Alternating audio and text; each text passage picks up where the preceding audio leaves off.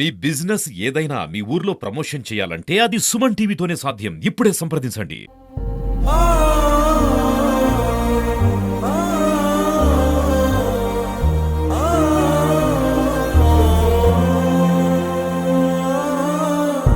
నమస్తే, welcome to Suman TV. Kakinada Rangaraya medical college ఎంతో పేరు ప్రఖ్యాతులు గడించిన ఈ కాలేజ్లో ఎంతో మంది విద్యార్థులు ఎన్నో ప్రాంతాల నుంచి వచ్చి ఇక్కడ చదువుకుంటూ ఉంటారు. హాస్టల్లో సదుపాయం పొందుతున్న వాళ్ళు ఇంకా ఎంతో మంది ఉంటారు.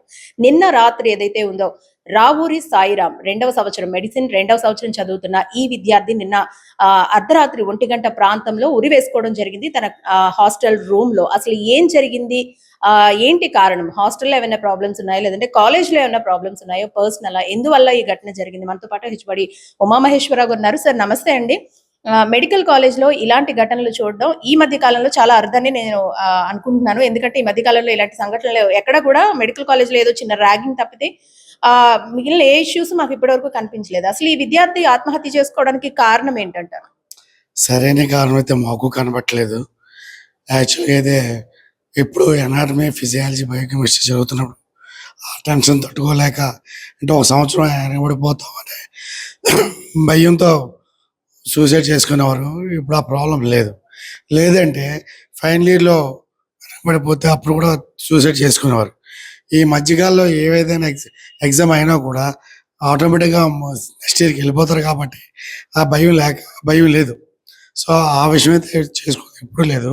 కానీ వచ్చిన ప్రాబ్లం ఏంటంటే ఈ సెకండ్ ఇయర్ ఎగ్జామ్ రాసేటప్పుడు కొంచెం పెథాలజీ, మైక్రోబయాలజీ, ఫార్మకాలజీ 3 సబ్జెక్ట్స్. అందులో ఫార్మకాలజీ కొంచెం టఫ్, కొంచెం స్కోరింగ్ ఎక్కువ చేయాలి, బాగా లైమ్ లైట్లో రావాలి, మార్క్స్ అనుకుని కొంచెం దే విల్ ఫీల్ ప్రెషర్. ఆ ప్రెషర్ వల్ల అయితే అయి ఉండొచ్చని మేము భావిస్తున్నాం. ఎందుకంటే మేము హాస్టల్లో కానీ స్టూడెంట్స్తో బాగా అందరితో బాగా ఎంక్వైరీ చేసాం. ప్లస్ ఎప్పుడు కూడా ఎగ్జామ్ ముందు అందరికీ కూడా కౌన్సిలింగ్ పెడుతూ ఉంటాం. సాధారణంగా ఎప్పుడు మెస్లో భోజనం టైంకి వచ్చేటప్పుడు కౌన్సిలింగ్ చేసి ఎగ్జామ్స్ కోసం భయపడాల్సిన అవసరం లేదు. ఎస్పెషల్ మా ఫోకస్ ఎక్కువ ఫస్ట్ ఇయర్, ఫైనల్ ఇయర్ మీద ఉంటుంది. ఎందుకంటే సెకండ్ ఇయర్, థర్డ్ ఇయర్లో అంత పెద్ద ప్రెషర్ ఫీల్ అవ్వరు. కానీ కుర్రోడు చాలా మంచోడు, చాలా ఫ్రెండ్లీగా ఉంటాడు అందరితోటి. ప్లస్ యాజ్ ఎ స్పోర్ట్స్ సైడ్గా has some activities with him also. ఏనాడు కూడా కుర్రోడు ఇలాగా సూసైడ్ టెండెన్సీ ఉండడం కూడా నాకు కూడా ఎప్పుడు అనిపించలే. ప్లస్ మంచి కబడ్డీ ప్లేయర్ కూడా. సో అటువంటి వాడు ఈ విధంగా చేసుకుని చాలా దురదృష్టం. మాకైతే తెలిసిన కారణాలు అయితే ఏమీ లేవు.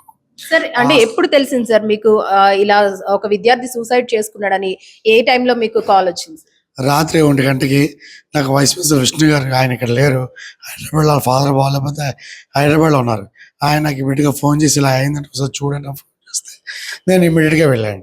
నేను వెళ్ళేటప్పటికి అమృత హాస్పిటల్ తీసుకెళ్లారు. దే ఆర్ ట్రైంగ్ రివైవ్ చేయండి, చాలాసేపు ట్రై చేశారు కానీ ఇంకా రివైవ్ అవ్వలేదని చెప్పి లాస్ట్ డిక్లేర్ చేశారు.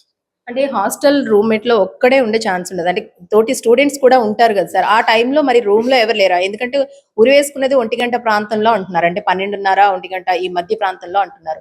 తనతో పాటు రూమ్మేట్స్ ఎవరైనా ఉంటారు కదా, మరి వాళ్ళు ఎవరు లేరా? హాస్టల్లో సింగిల్ రూమ్ కాదు, డబుల్ రూమ్, 2 ఉంటారు. ఈ హాస్టల్ నైట్ టైం చదువుకున్న కుర్రోళ్ళు ఏం చేస్తారు, ఎగ్జామ్స్ ముందు వచ్చేప్పుడు వాళ్ళ పార్ట్నర్స్ దగ్గరికి వెళ్ళి కూర్చొని చదువుకుంటూ ఉంటారు. అలాగే ఈ కుర్రోడు కూడా 1 గంట 12:30 వరకు కూడా వీళ్ళందరితో పాటు తిరుగుతూ కూర్చున్నావాడే.